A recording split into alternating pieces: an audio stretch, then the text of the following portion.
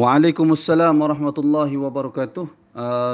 Soalan dari saudara Mio yang menyebut saya ada melihat video seorang pendakwah di Kanada mengatakan tidak memakai tudung tidak berdosa kerana ia hanyalah sunat bukan wajib. Untuk menjawab soalan ini, saya nyatakan kepada saudara Mio bahawa ketahuilah bahawasanya kenyataan-kenyataan seperti itu adalah kenyataan-kenyataan yang batil dan tertolak sama sekali. Kesemua para ulama sepakat dalam menyatakan tudung itu adalah wajib ditutup berdasarkan nas Al-Quran antaranya. Demikian juga hadis-hadis yang begitu banyak dalam persoalan ini. Saya nyatakan lagi sekali, kenyataan-kenyataan begitu adalah batil lagi sesat. Mungkin ada orang yang kononnya mereka mendakwa ada perkataan ataupun pendapat daripada salah seorang ulama tafsir, iaitulah Ibnu Ashur, yang mengatakan hal sedemikian. Namun sebab tu perkara ini telah diberi peringatan oleh para ulama. Seseorang tidak boleh mengambil perkataan seseorang ulama melainkan setelah dia memastikan dia benar-benar menguasai setiap tulisan, setiap bahan ilmu yang dihasilkan oleh para ulama tersebut. Baru dia tahu mana pandangan terakhir ulama tersebut, mana pandangan yang seseorang ulama sebut, dan pandangan itu boleh dinisbahkan kepada ulama tersebut. Para ulama dahulu, ketika kita berinteraksi, ketika kita membaca bahan-bahan mereka, kita kena sedar beberapa perkara. Banyak di kalangan bahan-bahan para ulama dahulu, sebahagian besarnya adalah nukilan dari anak murid mereka. Bahkan kita juga kena sedar, bagi orang-orang yang mengaji sebenarnya kena sedar, kesilapan-kesilapan dalam nukilan banyak berlaku dalam ketika proses percetakan kitab.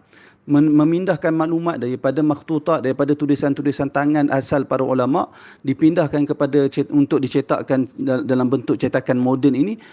Banyak berlaku kesilapan-kesilapan nukilan.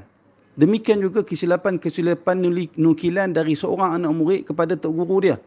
Bahkan kita sendiri tak dapat pastikan. Sebab tu kita akan tengok banyak nukilan daripada sahabat antaranya nukilan daripada Ibnu Umar, nukilan daripada sahabat-sahabat lain yang mana demikian juga Imam Ahmad sebagai contoh. Yang mana para ulama kritik nukilan tersebut kerana nukilan-nukilan yang dari anak murid yang rapat dengan seorang ulama tu berbeza dengan sebahagian nukilan-nukilan ganjil, seperti nukilan-nukilan berkaitan dengan tak wajib pakai tudung dan seumpamanya.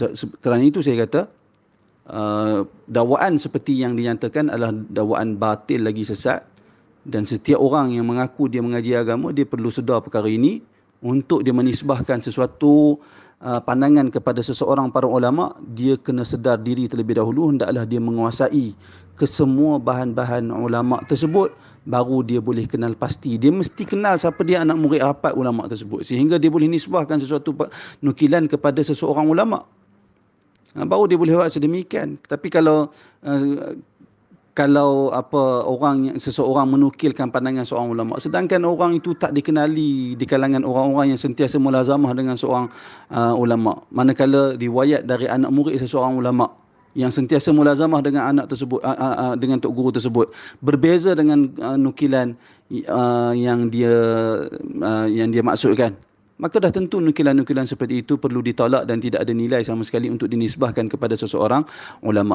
Berikutnya saudara berkata, bagaimana melayakkan seseorang itu untuk berijtihad dan menetapkan hukum? Adakah pandangan beliau boleh diambil sebagai perbezaan pendapat? Pertama, isu tentang syarat seseorang boleh berijtihad dan seumpamanya itu perkara yang diserahkan kepada para ulama, diserahkan kepada orang-orang yang mengaji agama untuk mereka menilai seseorang itu berhak berijtihad ataupun tidak. Adapun soalan pada bahagian yang kedua itu, iaitulah apakah pandangan beliau boleh diambil sebagai perbezaan pendapat? Pandangan yang mengatakan memakai tudung itu hanya sunat tidak berhak, tidak layak untuk dianggap sebagai perbezaan pendapat. Bahkan kita boleh katakan pandangan seperti itu adalah satu kesesatan dan satu kebatilan. Wallahu a'lam.